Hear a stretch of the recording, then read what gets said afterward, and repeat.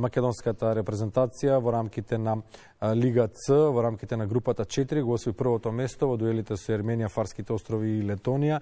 Со Фарските острови победивме со 1:0 на последниот надпревар и со триумф го затворивме овој циклус со кој обезбедивме учество во Лигата Б наредната година. Игор Кралевски, еден од нашите успешни фудбалери, е гостин во Македонија наутро. Со него ќе зборуваме за успехот на, односно за овие резултати на македонската фудбалска репрезентација, за младинската селекција, за младинските селекции, филтрите, за младинските школи и за тоа што е потребно еден македонски фудбалер да биде успешен во спортот кој што го практикува. Добро утро. Добро утро на сите гледачи. Малку беше подолга најавата, меѓутоа ете да дадеме едно сиже на почетокот, еден вовед подолг за тоа зашто ќе зборуваме. Игор, како ги оценуваме резултатите на Македонија во рамките на оваа група? Очекувано беше да бидеме први? Па да, очекувано беше бидеме први, но сепак утакмица надпревар тешка е секоја група и задоволни сме сите, највеќе нормално селекторот Боби Милевски, каде што од 6 утакмици 5 победи и 1 нерешена. Да, ретко се случува нашата селекција без пораз да заврши еден циклус на надпревари. Сега постојат двојби за оваа Лига на нациите, меѓутоа од Лигата на нациите ние изборивме пласман на Европското првенство, може преку баражот да се обезбеди пласман и на Светското првенство и тоа е дел од стратегијата, се разбира.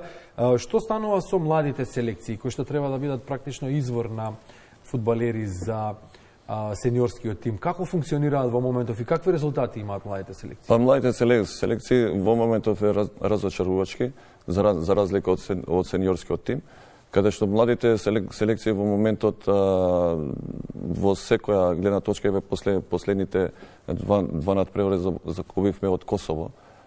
Едната беше 1-2, другата исти резултат, мислам дека 1-2 беше во 2 наврати и тоа на домашен терен. Така да сите показатели покажуваат дека треба да има добро новирање, добра соработка, добра работа и треба да се направи нешто каде што младинските школи, каде што еден од најбитните фактори за сениорскиот тим и најбитниот дел, каде што нормално куќа да се гради од темелот, а не од кровот, за да стигнат тие до кровот, има многу, али ние во тој дел сме многу слаби и многу ни манка. Да, мака мачиме со пронаоѓање на вистинските таленти, а сега зашто се работи? Дали Македонија нема таленти или системот на работа може би не е погрешен, еве да не се осмелиме да кажеме така, меѓутоа не е доволно добар? Па вака, пред година дена бев во Фудбалската федерација на Македонија, бев во една од академиите.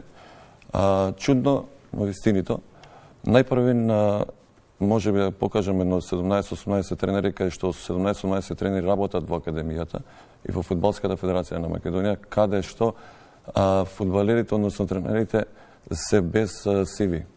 Значи, што значи CV? CV треба за да бидеш тренер, треба да бидеш, нели, да си поминал там аденска школа, да си излегол надвор, да си бил професионален фудбалер, па да застапуваш една екипа како што е Младинска на Фудбалска федерација на Македонија. Во тој дел првично ние правиме проблем уште од коренот. Значи, ние кога ќе треба да поставиме тренери, каде што се искусни, каде што се професионалци, каде што го поминале целиот пат и за да пренесе на тие деца. Дали тоа се работи за 9 годишни, дали се работи за 10, 12, 15, па се до 18. Последно, значи, можем јавно да го изустам, значи, Драган Канатларовски, во рок од 2 години колку што е селектор на U21, човекот, значи, има можеби 30 надпревари, од тие 30 23 има порази. Значи, не може еден селектор на тие млади репрезентации, како што е Драган Калантаровски, искусен тренер, стратег, да си дозволи 20 порази да има. Значи, треба да имаме некогаш и лице, треба да имаме некогаш и достоинство, да го отстапиме местото на некој друг. Секоја промена е за, можеби, позитивна. Добро, секоја лошо е за добро. Да. Се работи ли? Така, да. Се работи онака како што треба, можеби до 14 годишна возраст. Тоа беше прашањето, да. Дали се работи според светските стандарди? Ако не знаеме, да препишеме. Да препишеме, да. До 14 годишна возраст се работи окей, за тоа што ние имаме талентирани деца и талентирана нација. Но ние сме разочарана нација. Талентирана нација, но разочарана нација од тој аспект. До 14 години, каде што талентите сами си го покажуваат своето, ние имаме деца. Но после 14 до 18 и до 19 години, каде што они треба да станат професионалци, ние не знаеме науката во фудбалот да пренесеме на нив. Но што е проблемот? Што ни недостасува? Проблемот фела, тренерска, тренери, тренерска фела, едукација, најглавно. Значи, за сета работа треба едукација. Значи, фела на тренери и искусни професионалци. Кој треба да каде прави што таа едукација? неговото знаење ќе го пренесе. Се знае кој треба да прави претседателот на Фудбалската федерација на Македонија. Добро, сега ќе има промени во куќата на фудбалот, па да се надеваме, најавени беа промените, Да. нели? Па да се надеваме дека промените ќе бидат, како што кажа во текот на разговорот, дека промените ќе бидат на подобро. Што е потребно, со оглед на тоа дека си интернационалец и репрезентативец, што е потребно за еден млад фудбалер македонски да успее во животот? Еве, бидејќи ќе се ставиме како посебна категорија, ако не одиме по оние светски параметри како што се, нели, како што се развива фудбалот и како што оди во Италија, во Шпанија и така натаму, да не зборуваме за најразвиените фудбалски земји. Што во Македонија треба да се направи за да излезе еден фудбалер да биде ценет квалитетот, талентот и потенцијалот што ги има? Па прво треба да се направи да се смени од корен.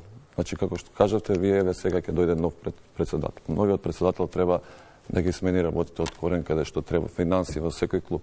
Значи, можеме ние без инфраструктура за да произведеме и добри деца и играчи.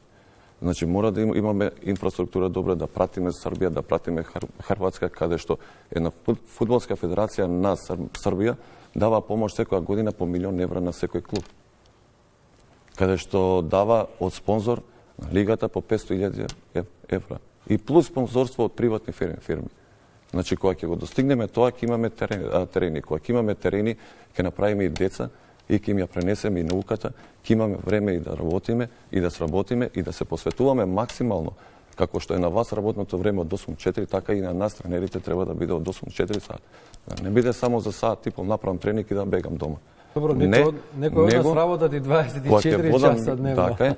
Кога ќе водам јас една фудбалска генерација, дали тоа U13, U14, ја точно ги знам, или клуб, јас точно ги знам кои деца, што деца и кои што им фали. Значи, не може тоа дете прави индивидуален тренинг на друго место, кај друг тренер, а тој тренерот не знае што му фали на детето. Значи, ние како тренери, првично зборам за клубовите во Македонија, во тие младенски школи, мораме, зашто ние како тренери знаеме што највеќе им фалат на тебе, што највеќе им фали на мене и на секое дете. И после тренинг можеме да издвоиме уште саат време, да им се посветиме и да му направиме индивидуален тренинг. За тоа сме ние компетентни за да видиме што на детето му фали. Кога ние ќе го направиме тоа и кога Фудбалската федерација на Македонија ќе има критериуми на крај на денот, не може, сега нека ми извини моето размислување такво, не може една ФК Дрита да влезе во прва лига, каде што има 3000 члена. Не може ФК Беса да има прволигашка екипа, каде што јас сум сигурен дека од 2 до 3 години повеќе не. Во Македонската лига треба јака лига, кога ќе има јака лига, ќе има јак фудбал, кога ќе има јак фудбал, ќе има јака репрезентација. Значи, треба да биде напредок Кичево, треба да биде Пелистер управле, треба да биде Победа Прилеп. Со тоа секој град има свој клуб.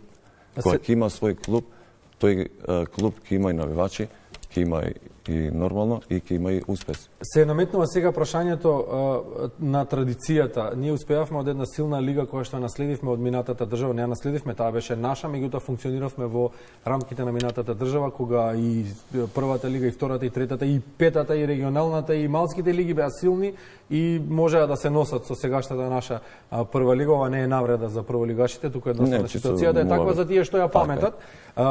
Клубовите функционираа поинаку, да, точно е дека сега клубовите се приватизирани, дека треба да работат еснавски, дека треба да работат со менаџмент, дека треба маркетиншки да биде оправдано нивното работење. Меѓутоа, што недостасува во функционирањето на фудбалот кај нас? Многу школи се појавија, децата некаде најдуваат на квалитетни трензи, некаде не. Многу е популарно членувањето во фудбалските школи, а фудбалските клубови немаат или имаат не такви какви што би требало да имаат младенски школи. Има ли тука некој диспаритет? Убаво прашање, Бранко, но тоа е малку се дискутабилно. Дискутабилно во стил што повеќе школи, повеќе се гледа на критериум, а не се гледат на квалитет. Повеќе на квантитет, него на квалитет. Зошто? Зашто сите приватни школи во моментот живеат од членарината. И сега, од членарината, дали е 1500 денари, дали 1200, неформално, мора тоа дете да игра. Штом ти го донесеш, тоа дете плаќа и автоматски мора да игра. Дали 10 минути, дали 15, и ги запоставуваме квалитетните деца. Ја нема природната селекција која што имаше природната селекција кога сме биле ние како дете, јас сум генерација 78 во 93-та кога ми беше Кочо Димитровски, кај што беше Мето Спасов, кај што беа работнички, кај што беа ФК Вардар, Пелистер и имаше многу деца, имаше многу селекции, кај што сите се боревме максимално и си имаше критериуми кои треба да бидат во таа генерација 25 деца. А што се работи сега? Сега се има можеби 50-тина само Скопје приватни школи, кој нема што да работи, отвара школа за да профитира. Отвара школа за да работи. И тие тренери што работат ќе отидат за Б лиценца, за лиценца без критериуми. Прво, како може еден новинар да оди тренер и да полага во академијата, односно Фудбалска федерација на Македонија? Не може. Затоа што мора да има некои критериуми за таа работа. Точно е 9 часот, оваа тема е долга и широка. Благодарим Игор Кралевски што одвои 10 минути ова утро, ќе зборуваме и понатаму.